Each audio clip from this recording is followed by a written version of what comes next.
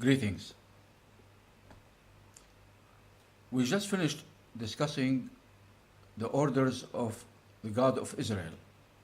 Some of the order. We shed some light over some of the orders for the God of Israel.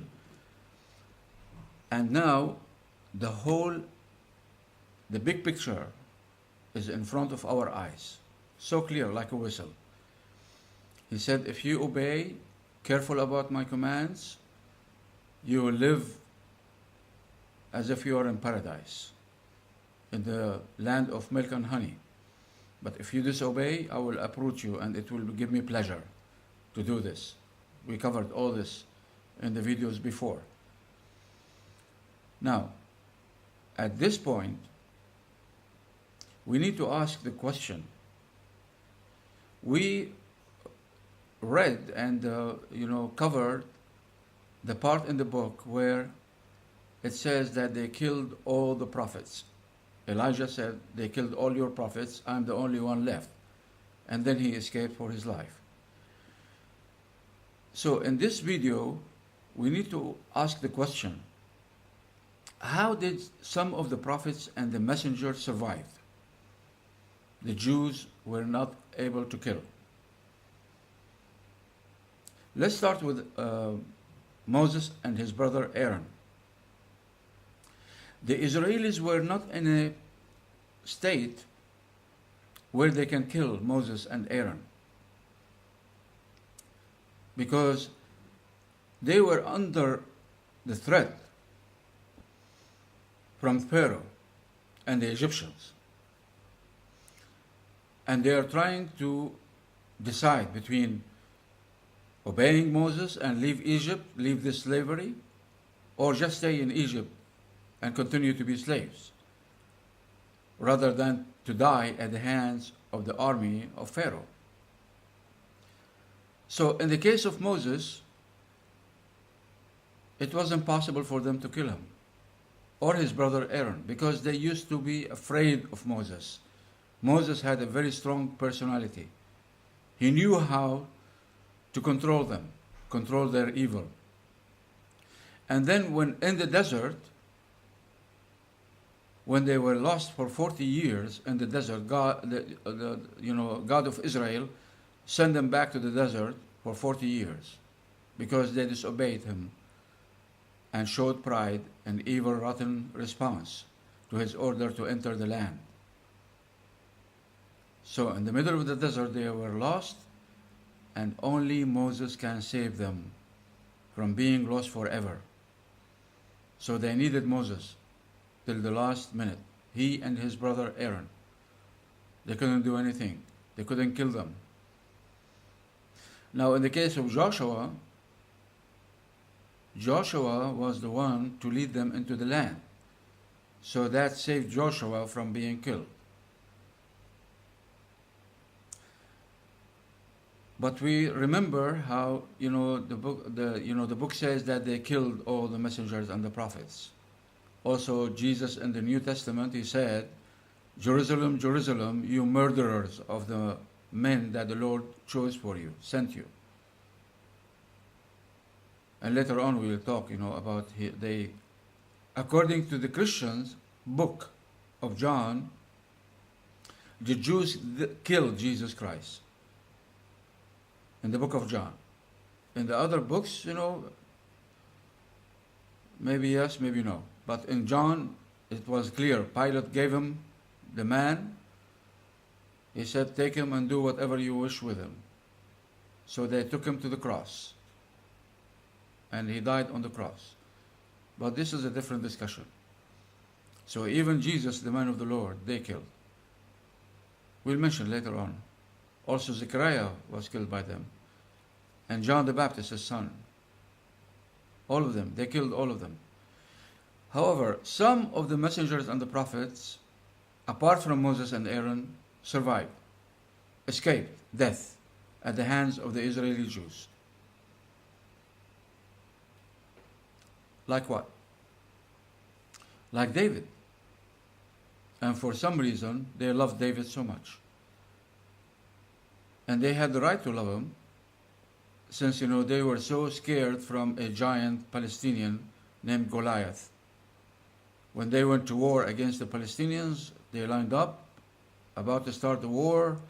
Goliath, walked out from the midst of his army, the Palestinians, and he said, okay, show me a man amongst you. Let him come out and fight me, if you have any men. So David, used a small, handmade tool and put a stone in it and swung it and then threw it. And it came right here in Goliath's head and killed him. And he was a young man. So this led, one step after a huge struggle with Shaul, the king of the Israeli Jews, of the Israelis actually, of the Jews actually.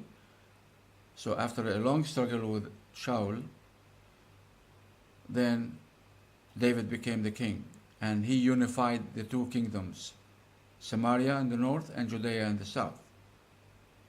So he became the first king to rule over all of the Israeli Jews, all of them. And they love them so much. But this star that they have today, and they call it the Star of David, they lie. They're rotten liars. This didn't belong to David. They say this is the Star of David. But David never heard of this star, ever. So, because of that, David escaped from death. Then came his son, the wisest of the wise, Solomon. And Solomon was given powers. Those powers were not given to any other man of the Lord, or messenger or prophet. So Solomon, and he had a huge army, a big army. And Solomon gave the Israelis the first empire in their whole existence. An empire that spread from Palestine all the way down south through the Arabian Peninsula to Sheba by the Indian Ocean. And on the east side, he went as far as Babylon. So in essence, he almost accomplished a promise of the Lord that was for Ishmael between the Wadi of Egypt and the Nile Euphrates, and the Euphrates in Iraq. He almost accomplished that. But we spoke about this. It wasn't the promise for Isaac and the Israelis, it was for Ishmael. And he had it, and still have. Very well.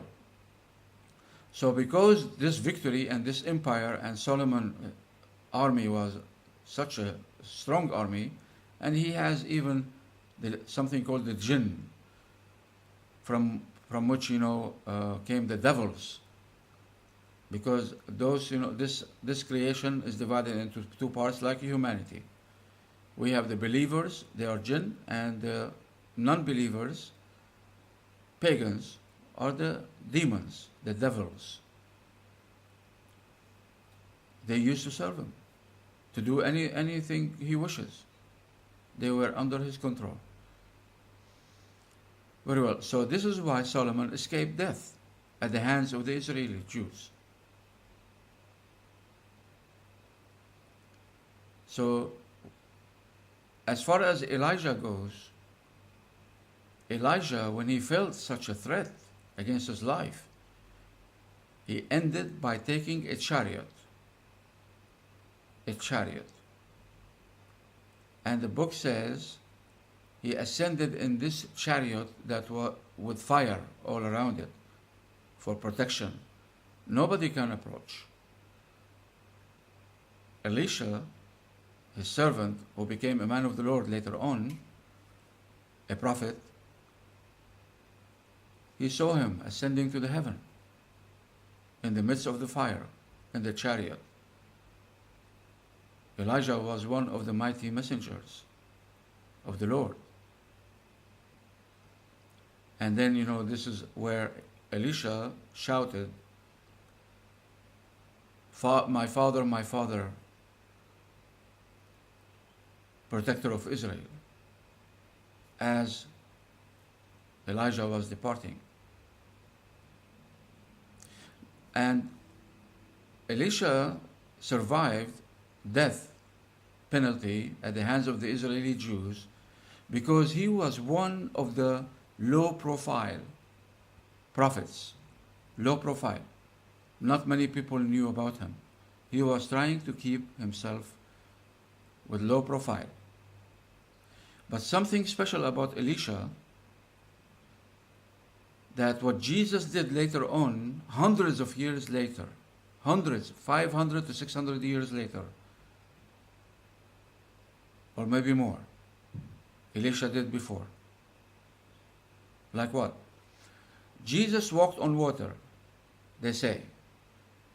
Well, Elisha was able to bring an axe iron head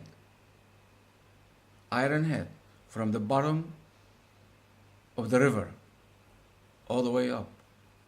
Small size, heavy weight, solid form. So it drowns. He was able to carry it to the surface of the water. So Jesus walked on water, the iron head did as well. Jesus revived Lazarus when he was dead. Elisha revived the dead man by lying on top of him. And then he said, stand up, and brought him to life.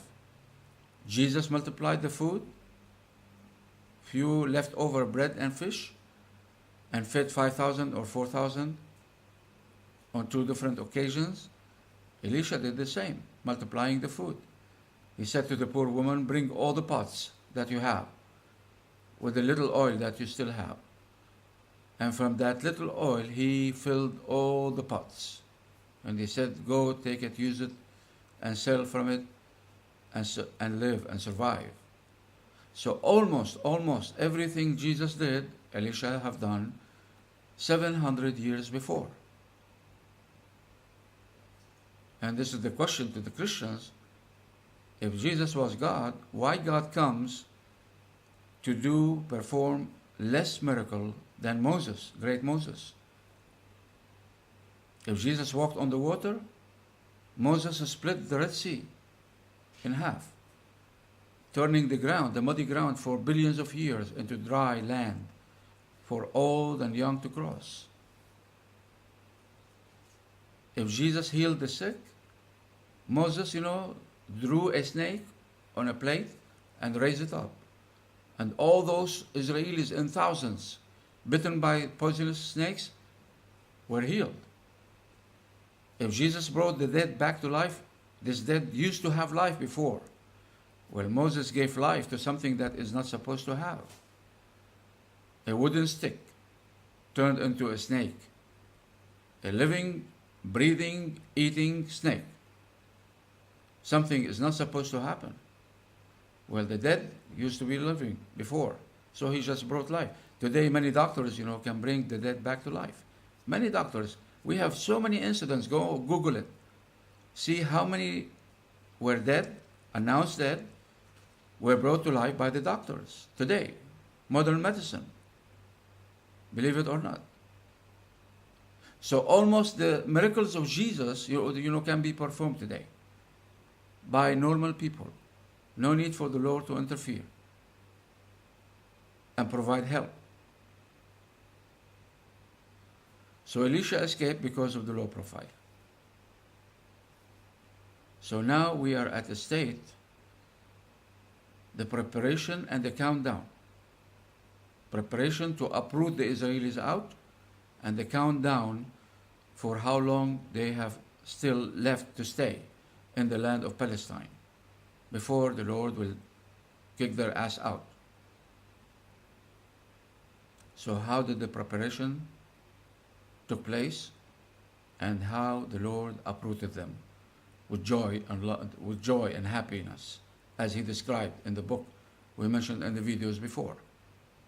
He said, it was a pleasure for me to bring you into the land, it is also joy and pleasure for me to uproot you out if you don't obey my commands. Very simple. That was the condition. Very well. So we are in a state preparation state for the Israelis to be kicked out, thrown out of the Holy Land. Let us see how next time. Take care.